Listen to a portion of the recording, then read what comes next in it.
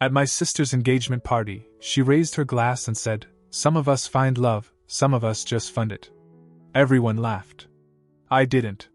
I just smiled, walked up to the gift table, and took the envelope with the Honeymoon tickets I bought for $9,000. Then I texted the travel agent. 5 minutes later, she checked her phone and started screaming. I felt humiliated. And not in the quiet, personal way where you swallow it and move on. This was loud. Public. Like someone had peeled off my skin and pointed at everything underneath. Some of us find love, and some of us just finance it. My sister Brooke said that with her champagne raised, smirking like she'd rehearsed it. It was the kind of line that makes you look around and wonder if anyone else realizes how cruel it is. But they were all laughing. Dean laughed like he was proud of her. Mom looked thrilled. Dad tried to play neutral, but I caught the twitch in his jaw. And me? I just stood there, pretending I didn't hear it. Pretending I didn't care. What I felt in that moment was this hot, crawling mix of shame and anger. Not just because she made me the butt of a joke. Not just because it came from my own sister.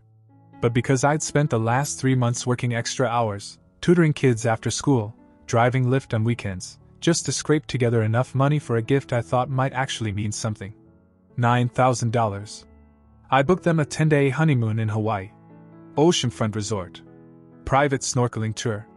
Even had dinner reservations set for every night. The whole thing was in a gold envelope on the gift table, right next to a waffle maker and a set of overpriced salad bowls. I didn't tell anyone. I wanted it to be a surprise.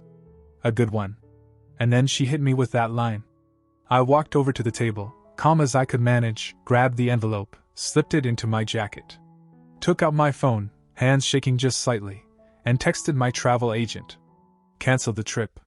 Full refund if possible. It didn't feel good. It didn't feel like revenge. It just felt necessary. 5 minutes later, Brooke was still working the room when her phone buzzed. I watched her face change like she'd been slapped. Her eyes locked onto me across the room. She started calling my name. Loud. A little panicked. Dean was already halfway up, asking what was going on. I didn't answer. I walked straight out of the restaurant. The second the doors shut behind me, the air felt cold and clean. My heartbeat finally slowed. I made it halfway to my car before I heard heels clicking behind me. "Tyler, come on, it was a joke. Don't be so sensitive." Dean backed her up, throwing in some half-baked line about how I should lighten up. Like I'd just misunderstood her genius humor. Neither of them asked why I'd taken the envelope. They didn't even know what they'd lost yet. I didn't say a word. Just opened the car, got in, and pulled away. In the rearview mirror, I saw her standing there in her white cocktail dress, arms folded, Dean talking in her ear like he was the voice of reason. I got home, poured a drink, sat in the dark. My phone buzzed all night. Brooke. Dean. Mom. Even some random relatives who thought it was their business to tell me to apologize. Dad didn't call. I knew why. He was the only one in that room who saw through the performance. The only one who didn't laugh. And he knew something was coming. Maybe he didn't know what exactly, but he could feel it in the air. And he was right. Because this wasn't just about a ruined party or a cancelled vacation. This was the beginning of something none of us would come back from. I woke up the next morning with my jaw clenched so tight it hurt to yawn. 36 unread messages. 5 missed calls. A group chat with my name in it suddenly renamed to passive-aggressive even in digital form. I didn't respond to any of it. By noon, I heard the front door unlock. Only one person still had a key. My mom. She walked in like she owned the place, took one look at me on the couch, and launched straight into it. "You embarrassed your sister. You walked out like a child." People were asking what happened. She paced while she talked, like movement made her words hit harder. I stayed seated, arms folded, waiting for her to ask what happened from my side. She never did. Then she said it. "You could have at least told her if it was something that expensive." That stopped me. I looked up. So she didn't know. Brooke hadn't told her what was in the envelope. $9,000, I said. I paid for their honeymoon. All of it. Flights, hotel, excursions, food. And I canceled it right after the toast. She froze.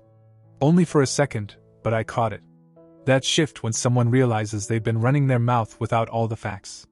But then, as expected, she recovered fast. That's not the point, Tyler. You still made a scene. You embarrassed her. Not a thank you? Not a wow. Just a pivot to how I made Brooke look bad. I told her I wasn't going to the wedding. She said that was ridiculous, and if I didn't fix things, I'd regret it. I asked her if Brooke regretted what she said. She didn't answer. That night Dad called. Only once. No lectures. He just said, "I get it, Tyler." Then silence. That was enough for me. The next voicemail was Brooke. She was crying.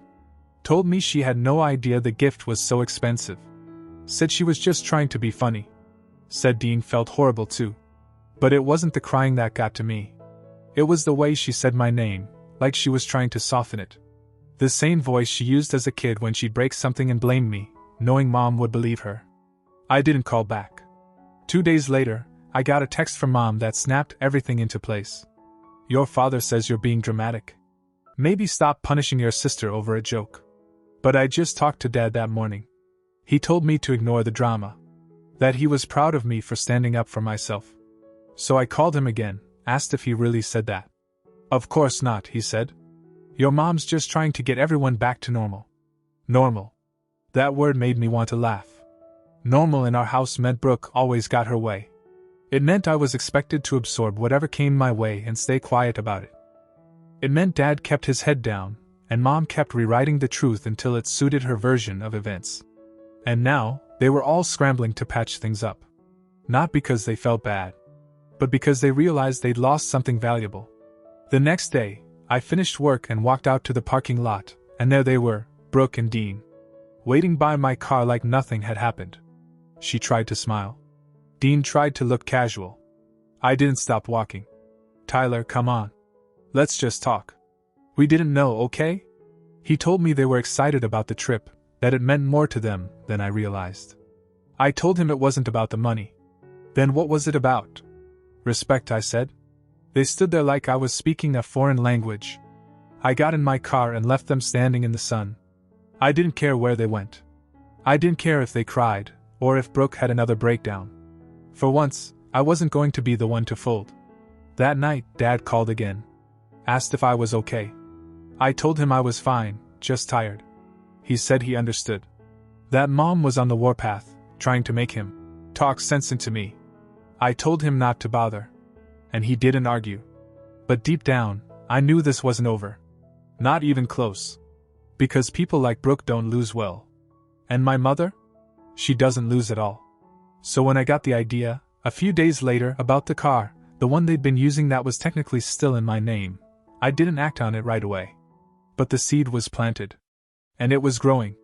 The car was a silver Toyota Highlander. Clean, dependable, financed in my name with payments I'd been making for 16 months.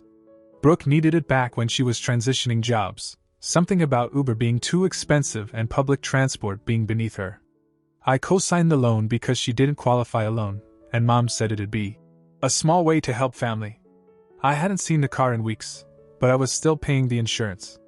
It wasn't until everything started unraveling after the party that I remembered. I still had access to the account. I still held the title. Technically, it was mine. Every drive they took, every tank of gas, my responsibility if anything went wrong.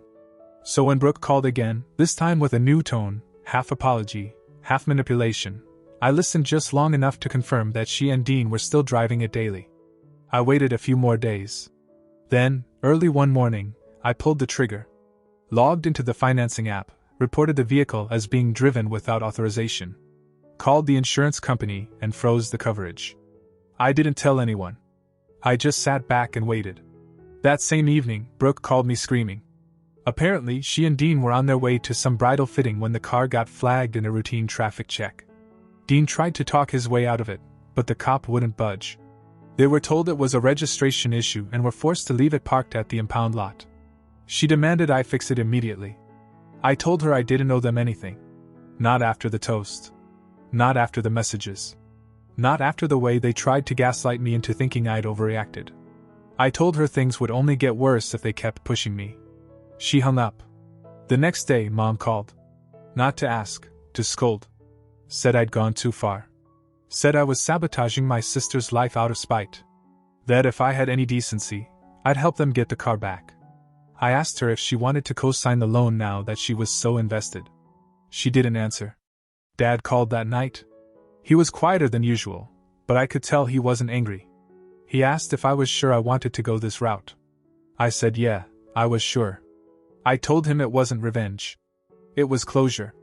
He sighed and said, then you do what you have to do. That should have been it.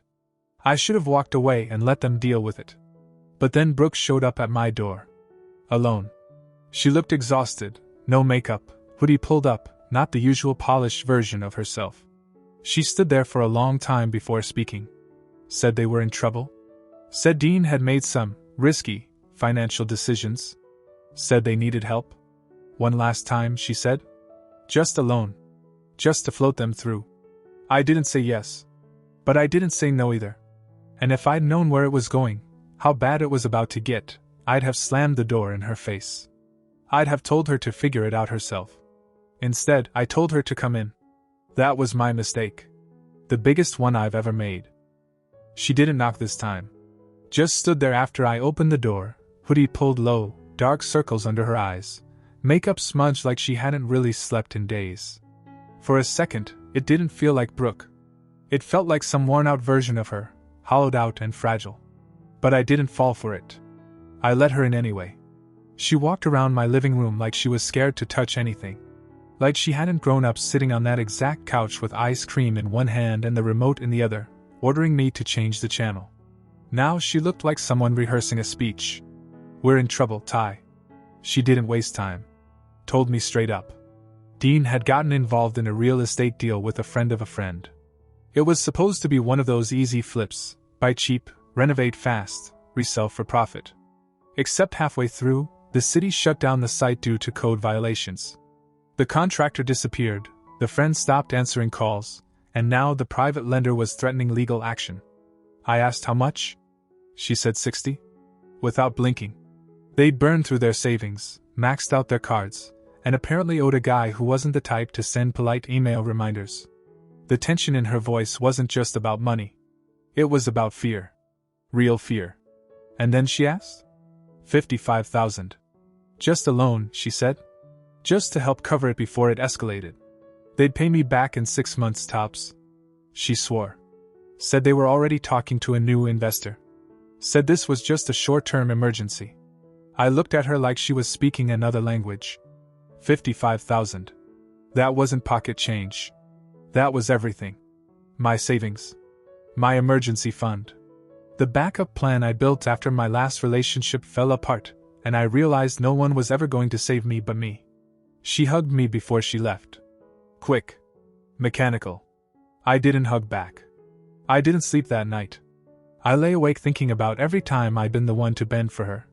When she crashed my car and I took the fall. When she dropped out of college for a year and told Mom it was my idea. When she borrowed money.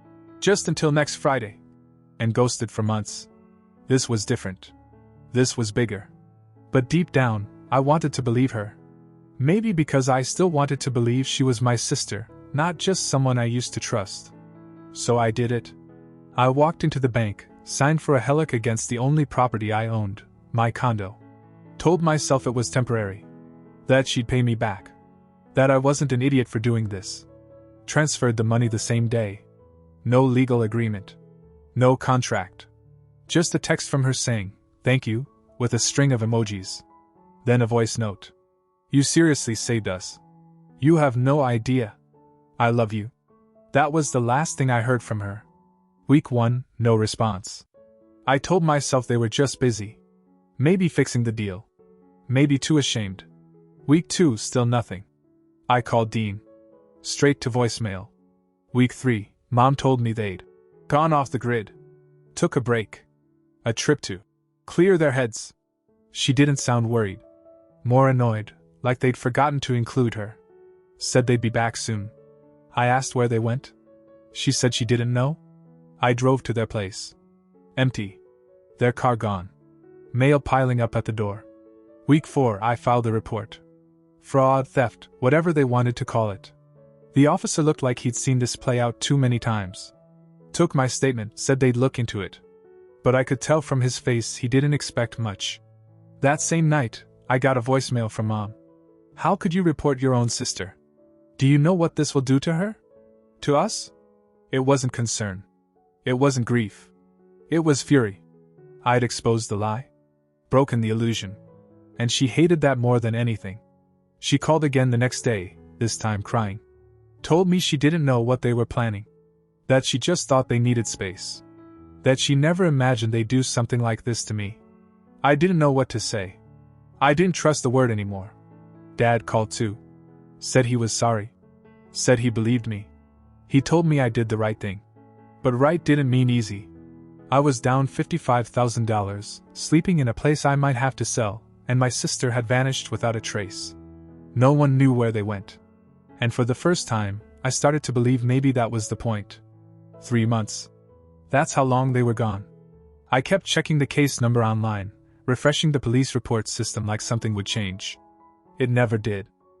Every day I'd stare at the same, open investigation status while my bank sent me friendly reminders that my Helic balance wasn't going to pay itself. I stopped answering unknown numbers. Half of me thought it might be them. The other half hoped it was. I lived in silence. No cable. No gym. I sold my watch, the nicer one my ex had given me for my 30th, and pawned a few things I never thought I'd have to. I ate canned soup for dinner more times than I'd admit. I was paying every cent of a loan that funded someone else's escape. And then one Thursday afternoon, in the middle of setting up cones for soccer practice, I got a call. It was the detective. His tone was different this time. Colder. More factual. They'd found them. Dean and Brooke were picked up in Arizona. Flagstaff. They'd been living in a rental cabin, off-grid enough to avoid nosy neighbors but not clever enough to stay truly hidden. Dean had been working under a fake name, detailing RVs and cash. Brooke was taking on graphic design jobs online using someone else's PayPal. A friend had helped set it up. The money was being laundered through a third party. It took them weeks to track the accounts. But they got them. Both arrested without incident. That night, I didn't celebrate. I sat at my kitchen table for 2 hours staring at the stack of bills I had piled neatly into categories. Mortgage, utilities, insurance, Helic? All with my name on them. All real. What Brooke and Dean did wasn't just selfish. It was criminal. And now it was going to be treated that way. A few days later, I got a call from a correctional facility number. I hesitated. Then answered. It was Brooke. Her voice cracked before she even said my name. She started crying almost immediately. Said she was sorry, said Dean told her it would only be for a little while. That they just needed to buy some time. That they always intended to come back. She said my name like it was a key she was hoping still worked. I didn't say a word. Just listened.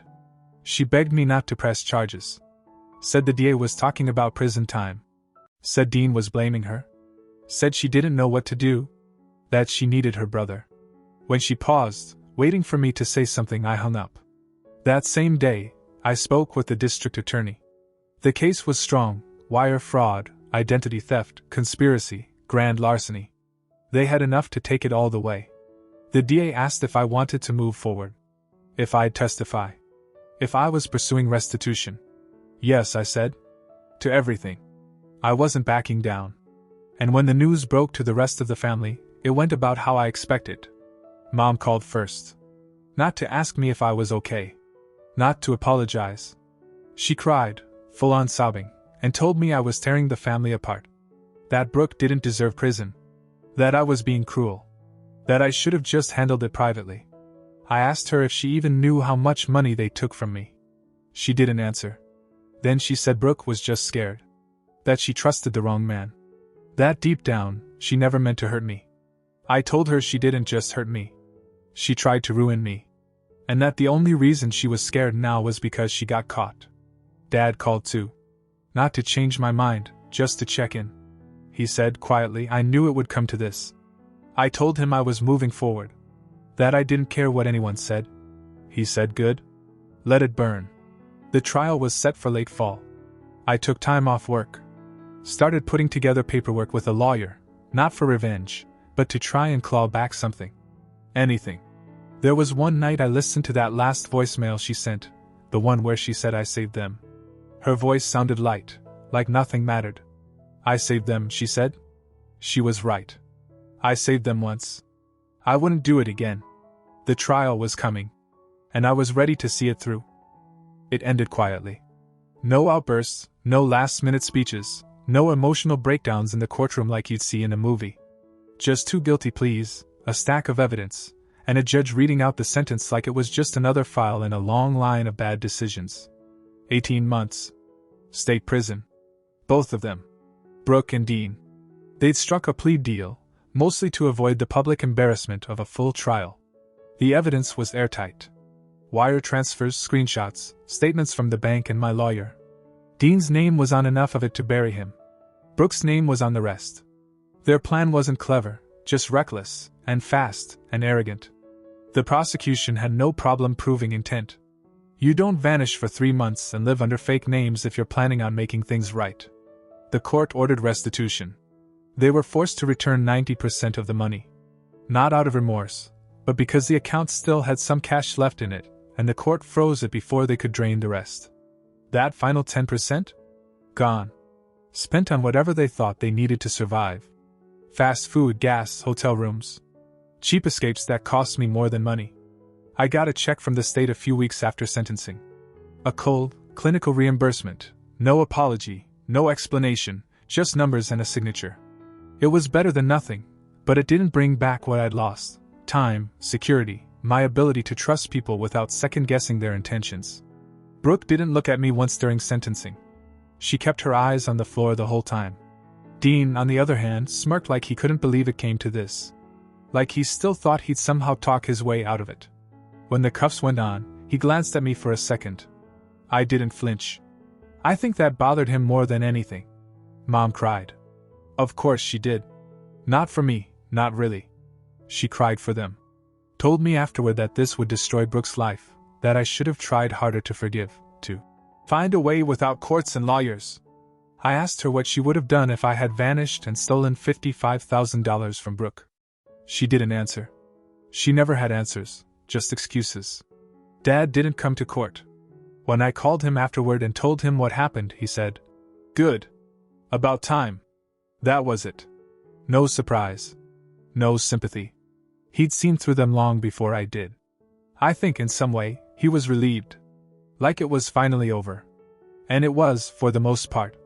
The fallout afterward was swift. Brooke and Dean became pariahs. No one in the family wanted to be associated with them. Friends stopped mentioning them. Relatives quietly removed their names from wedding invitations, holiday dinners, Facebook posts. It was like they had never existed. Everyone suddenly remembered that something always seemed off about them. But what no one expected was what happened to me. I became respected. Even admired. Quietly, of course, no one said it outright, but I saw it. People who used to brush me off started calling for advice. Asking how I managed to stay so level-headed. I was just the gym teacher, the single guy who drove a beat-up car and didn't say much.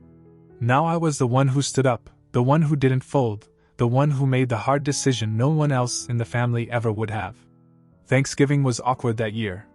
There was an empty chair no one talked about. But I noticed who people sat closer to. Who they asked to carve the turkey. Who they trusted to pass judgment when someone brought up money. They brought up Brooke less and less. Eventually, not at all. I still get letters from her sometimes. She sends them through Mom. Mostly short, vague updates. No real apologies. More like sad little reminders that she exists. That she's still waiting for the world to forgive her, to move on. Mom keeps hoping. She holds on to those letters like they're proof her daughter is still good underneath it all. She talks about the day Brooke gets out like it's something to look forward to. But deep down, even she knows things are never going back to how they were. They chose this. They chose to lie, to run, to steal from the one person who never asked them for anything. So now we all live with it. They're in prison. I'm rebuilding. Slowly, quietly, and with a very different understanding of what family really means. Sometimes the only way to move forward is to burn the bridge. And I didn't just burn it. I watched it fall, and I didn't look back.